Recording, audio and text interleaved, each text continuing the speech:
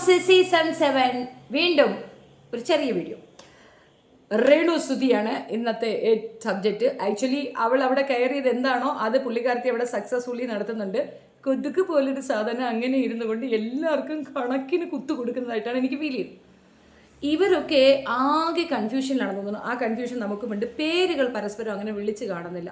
ആർക്കും പേര് വിളിക്കാൻ പറ്റുന്നില്ല. മൊത്തം അവർക്കിടയിൽ തന്നെ പേരുകളുടെ ഒരു കൺഫ്യൂഷൻ ഉണ്ട്. ഈ കൺഫ്യൂഷൻ മാറണമെങ്കിൽ മിനിമം ഒരു 2 വീക്സ് ആകും. ഐ തിങ്ക് ചിലപ്പോൾ ഒരു വീക്ക് കൊണ്ട് നമുക്ക് പേരുകൾ കിട്ടും. 2 പേരവിടെ ഉണ്ട് പേര് കൺഫ്യൂഷൻ ഉള്ളത്, സാരികയും ഷാരികയും. ആ ആ പ്രശ്നമാണ്. നിവിൻ ഒണിൽ എന്നാണ്, അത് ഒണിയൻ എന്നാണ് ഞാൻ പോലും ഇന്നലെ പറഞ്ഞത്. അങ്ങനെ എല്ലാം കൺഫ്യൂഷനാണ്. മൊത്തത്തിൽ കൺഫ്യൂഷൻ ആകെ കുശ്മലമായിട്ട് നടക്കുന്നു. അവിടെ ഈ പറയുന്ന രീതിയിൽ എല്ലാവരെയും എവിക്ഷൻ ആ ഒരു പ്രോസസ്സ് ഉണ്ടല്ലോ, അവരൊരു നോമിനേറ്റ് ചെയ്യുക എന്നുള്ളത്. അപ്പം ആ പ്രോസസ്സ് കഴിഞ്ഞതിന് ശേഷം പിന്നെ കിടക്കുന്നത് ഒരു യുദ്ധത്തിലേക്കാണ്. ആ യുദ്ധമാണ് നമ്മളുടെ സബ്ജക്റ്റ്. മറ്റതൊക്കെ നമുക്ക് വഴിയെ പറയാം. ആക്ച്വലി അതിലേക്കൊന്നും ഞാൻ പോകുന്നില്ല. ആരെയൊക്കെ റെഫർ ചെയ്തു അല്ലെങ്കിൽ ഇവർ പറഞ്ഞു എന്താ കാര്യം എന്നുള്ളതൊക്കെ നമുക്ക് വഴിയെ പറയാം. രേണുവിൻ്റെ ഒരു ബഹളം അവിടെ നടന്നിട്ടുണ്ട്. യുദ്ധ കളരിയാണ് പുള്ളിക്കാരത്തി. എനിക്ക് ശരിക്കും പറഞ്ഞാൽ അനുമോൾ ഒരു ചോദ്യം രേണുവിനോട് ചോദിക്കുന്നുണ്ട്. നിനക്ക് തലവേദന പിടിച്ച് കുത്തിയിരുന്നതല്ലേ പെണ്ണേ, നീ എന്ത് വൈ കിടന്ന് പിളക്കണേന്ന്. കുറച്ച് പേർക്ക് ഒരു സ്റ്റാൻഡേർഡ് കുറവുണ്ട്. അതിൽ ആദില നൂറയിൽ ഒരു കുട്ടി അയ്യോ കൊണേ എന്നൊക്കെ പറഞ്ഞുകൊണ്ട് ഒരു ലാംഗ്വേജ് പറയുന്നുണ്ട്. എനിക്ക് തോന്നുന്നു അത് ബിഗ് ബോസ് വിലക്കിയില്ല എന്നുള്ളത് ഒരു സങ്കടകരമായ അവസ്ഥയായിട്ട് തോന്നി. ഇതിപ്പോൾ ഒരു കോമൺ ലാംഗ്വേജ് ആയി മാറിയിരിക്കുന്ന ഈ കൊണ എന്ന് പറയുന്നത്. ബട്ട് സ്റ്റിൽ അത്രയും പേര് കാണുന്ന ഒരു പ്രോഗ്രാം ആയതുകൊണ്ട് തന്നെ അതിനകത്ത് അത്തരം വേർഡുകൾ ഉപയോഗിക്കുന്നത് വിലക്കുക എന്നുള്ളത് ഒരു ഉത്തരവാദിത്തമാണ്. ബിഗ് ബോസ് പോലും അന്തം വിട്ട് കുന്തം വിഴുങ്ങി എന്തോന്നും പറഞ്ഞുകൊണ്ടിരിക്കുകയാണ്, പ്രത്യേകിച്ച് ആദില നൂറ വിഷയങ്ങൾ. എനിക്ക് മോശമായിട്ട് തോന്നിയത് ഷാനവാസിൻ്റെ സ്റ്റേറ്റ്മെൻറ്റാണ്. എവിക്ഷൻ റൗണ്ട്, അതായത് ആളുകളെ ഇതിലേക്ക് നോമിനേറ്റ് ചെയ്യുന്നുണ്ടല്ലോ പുറത്തേക്ക് പറഞ്ഞു വിടാൻ. ആ ഒരു സെക്ഷനിൽ ഷാനവാസ് പറഞ്ഞത് വളരെ ബാലിശമായ ഒരു കാര്യമായിരുന്നു. ആദ്യം തന്നെ പുള്ളി പറഞ്ഞിരുന്നു എനിക്ക് പ്രത്യേകിച്ച് ആരെയും അങ്ങനെ പറയാൻ തോന്നില്ല, ബിക്കോസ് വന്നിട്ട് ഇത്ര ദിവസമല്ലേ ഉള്ളൂ, ഒരു ദിവസം പോലും തികയുന്നതിന് മുമ്പ് എങ്ങനെയാണ് നമ്മൾ ഇന്നൊരാളെ അങ്ങോട്ട് നോമിനേറ്റ് ചെയ്യാതെ പോസിബിൾ അല്ല. പക്ഷെ എന്നിരുന്നാൽ പോലും ഇന്ന ആളാണ് അതിനൊരു കാരണം പുള്ളി പറഞ്ഞത് ഭയങ്കര ചൈൽഡിഷ് ആയിട്ട് എനിക്ക് ഫീൽ ചെയ്തു. ഡ്രസ് കോഡ് പറഞ്ഞിട്ടാണ്. അപ്പോൾ ഇനിയിപ്പോൾ പഴയകാല വസന്തം എന്നൊക്കെ പറഞ്ഞ പുള്ളിക്കിട്ട് നല്ല കിട്ടാനുള്ള ചാൻസസ് ആർ ദെയർ എന്നുള്ളതാണ്. അത് ഓപ്പൺ അപ്പായി പറഞ്ഞതിൻ്റെ പേരിൽ ആ പറഞ്ഞ പ്രസ്തുത വ്യക്തി ഇരുന്നു കൊണ്ട് ചെൽബിൽ അലയ്ക്കുന്നുണ്ട്.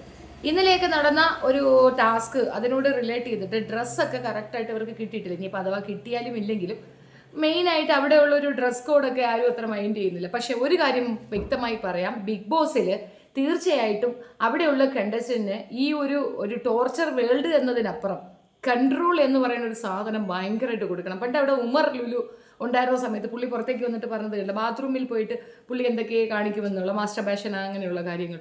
ഇത് ഒരു വലിയ ടാസ്ക് തന്നെയാണ് അവിടെയുള്ള ആണുങ്ങൾക്ക്. അവർക്ക് സെൽഫ് കൺട്രോൾ എന്ന് പറയുന്നത് ഇല്ല വെച്ചാൽ വലിയ പ്രശ്നമാണ്.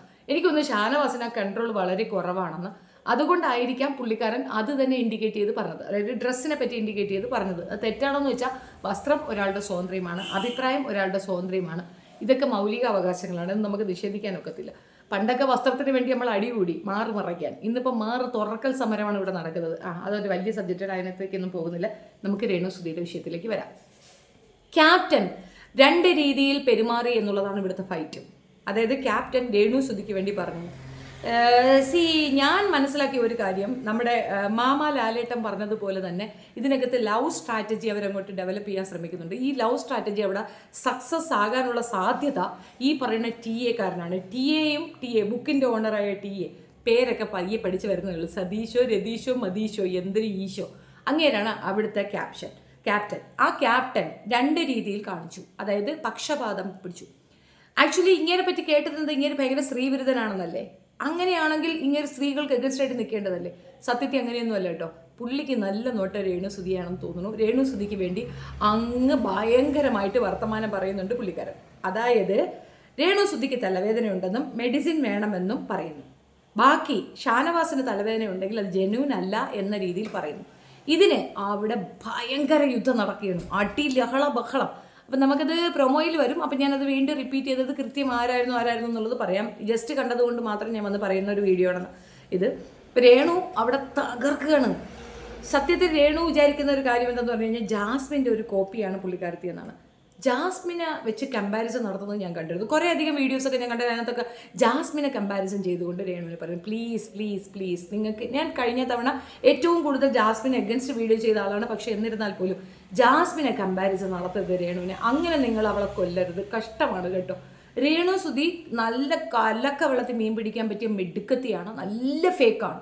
അവളുടെ ഫേക്ക് അവൾ കയറുന്നതിന് മുമ്പ് നമുക്ക് കാണിച്ചു തന്നിട്ടുണ്ടായിരുന്നു. അതിനകത്ത് പൂർണ്ണമായും ഫേക്കായിട്ടാണ് അവൾ നിൽക്കുന്നത്. കൊശുവിനെ പോലെ ഒരു മൂലയെ പോയി കുതിച്ചിരിക്കുക, അവസരം വരുമ്പോൾ എടുത്തങ്ങടി ചാടുക. എന്തായാലും ഒത്തിരി പേര് അവളെ നോമിനേറ്റ് ചെയ്തിട്ടുണ്ടെന്നാണ് അറിവ്. ആ നോമിനേഷൻ ലിസ്റ്റ് എടുത്ത് നോക്കിയാൽ അറിയാം, ഒത്തിരി പേര് അവളെ നോമിനേറ്റ് ചെയ്തിട്ടുണ്ട്. ബട്ട് പറഞ്ഞല്ലോ, അതിൻ്റെ ഒരു റിസൾട്ട് എന്താണെന്നുള്ളത് വൈകിട്ടത്തെ വീഡിയോയിൽ ഞാൻ വീണ്ടും ഇടുന്നതായിരിക്കും. രേണു ഇപ്പം നടത്തിയിരിക്കുന്ന ഈ നാടകം കയ്യോടെ പൊക്കിയത് അനുമോളാണ്. കാരണം തലവേദന പിടിച്ചിരിക്കുന്ന ഒരാൾ ഇത്രയും അലറില്ല എന്ന് അനുമോൾ പറയുമ്പോൾ അനുമോൾ അവിടെ പോയത് ഒരു ലവ് സ്ട്രാറ്റജിക്ക് അല്ല എന്നും കൂടെ തെളിയിക്കുകയാണ്. അപ്പം ചോദിക്കും, ഇനിയിപ്പോൾ രേണു സുധീരെ കൂടെ കിടന്ന് അടി കൂടുന്നത് കൊണ്ടാണോ നിങ്ങൾക്ക് അങ്ങനെ? അങ്ങനെയൊന്നും അല്ല. ആപ്റ്റായ ഒരു ക്വസ്റ്റ്യൻ അവിടെ ചോദിക്കാൻ അവൾക്ക് കഴിഞ്ഞെങ്കിൽ അത് ബ്രില്യൻസ് അല്ലേ? നോക്കൂ, രണ്ടുപേർ തമ്മിൽ വഴക്കുണ്ടാക്കുകയാണ്. എന്തിനാണ്? നിനക്ക് തലവേദന ഉണ്ട്, എനിക്ക് തലവേദന ഉണ്ട്, തലവേദന ഉണ്ടണ്ട, അങ്ങനെയാണ് വഴക്ക്. ഇതിൻ്റെ ഇടയിൽ കിടന്ന് അലറുമ്പോൾ നിനക്ക് തലവേദന ഉണ്ടായെങ്കിൽ നീ ഇങ്ങനെ അലറുമോ എന്നൊരു ചോദ്യം, അതൊരു ഓൺ പോയിന്റ് ചോദ്യമല്ലേ? ആ ചോദ്യം ചോദിച്ചത് അനുമോളാണ്. അപ്പോൾ അത് സൂപ്പറായിട്ട് ഉണ്ടായിരുന്നു. മാത്രമല്ല പലയിടങ്ങളിലും ഇഗ്നോറൻസും പല രീതിയിലുള്ള ആറ്റിറ്റ്യൂഡും ഒക്കെ കാണിച്ചതൊക്കെ നമുക്ക് മുൻപ് ഓർമ്മയുള്ളതായിരുന്നു. ഇതൊക്കെ നടന്നിട്ടും അവിടെ ചെന്നപ്പോൾ ഏകദേശം സപ്പോർട്ടീവായി നിൽക്കുന്നത് അവളാണ്. പിന്നെ ഇരുന്നു കൊണ്ട് തല പിച്ചി കീറുന്നുണ്ട്. ഹെയർ എക്സ്റ്റൻഷനാണ് പറഞ്ഞ് കൈ വരാതിരിക്കുക എന്നുള്ളത് ശ്രദ്ധിക്കേണ്ടതാണ് രേണു. ഇനിയിപ്പോൾ ആര് പറഞ്ഞു കൊടുക്കുമെന്ന് എനിക്കറിയത്തില്ല.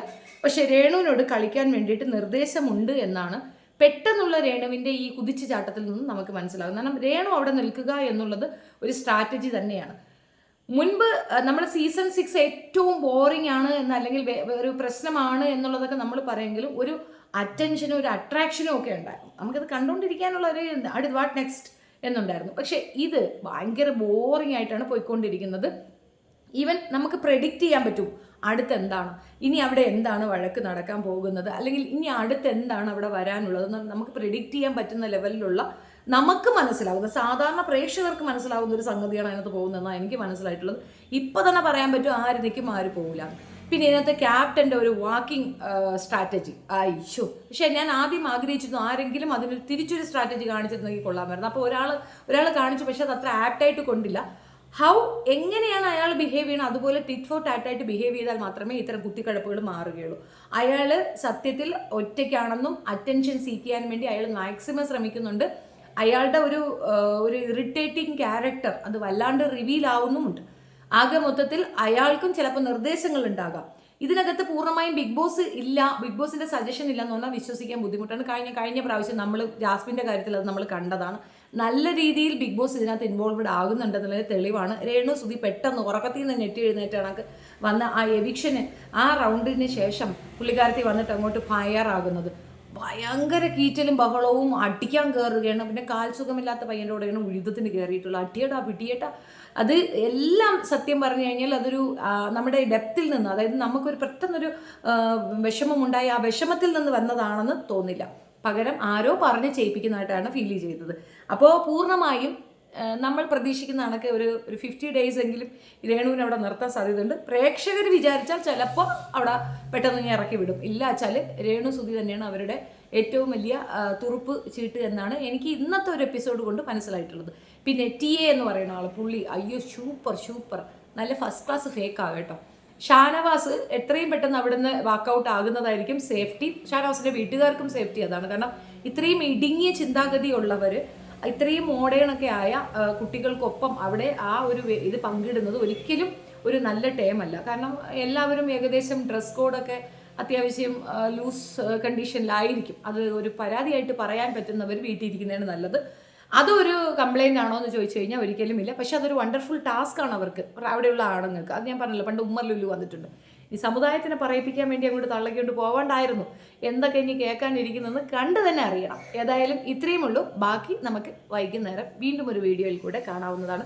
തൽക്കാലം ഇത്തവണ രേണു റോക്സ്, ബാക്കിയുള്ളവർ അവളെ പോക്സ്. പക്ഷെ പ്രയോജനമില്ല, പോക്കിംഗ് ഒന്നും നടന്നില്ല. പുള്ളിക്കാരത്തിൽ സ്കോർ ചെയ്ത് നിൽക്കുകയാണ്. അടിപിടി ലഹളം, ആകെ കൊതുകിനെ പോലെ ഉള്ളൂ. പക്ഷെ ആള് ചെങ്കിരിയായിട്ട് അങ്ങോട്ട് ഐറ്റമായിട്ട് നിൽക്കുകയാണ്, ഒരു രക്ഷയില്ല. എനിക്ക് മനസ്സിലായ ഒരു കാര്യം, ഈ ഒരു പോർഷനിൽ ഇങ്ങനെ അങ്ങോട്ട് പോവുകയാണെങ്കിൽ സക്സസ് ആകും എന്നൊരു തെറ്റിദ്ധാരണ രേണുവിനുണ്ട്. അത് തെറ്റിദ്ധാരണ മാത്രമാണ്. സ്വന്തം വില കളയുന്നു എന്ന് മാത്രമാണ് എനിക്ക് ബോധ്യപ്പെട്ടത്. നിങ്ങളുടെ അഭിപ്രായം കമൻറ്റിൽ രേഖപ്പെടുത്തുക. വീഡിയോ ഇഷ്ടപ്പെട്ടാൽ like, share, subscribe my channel. Thank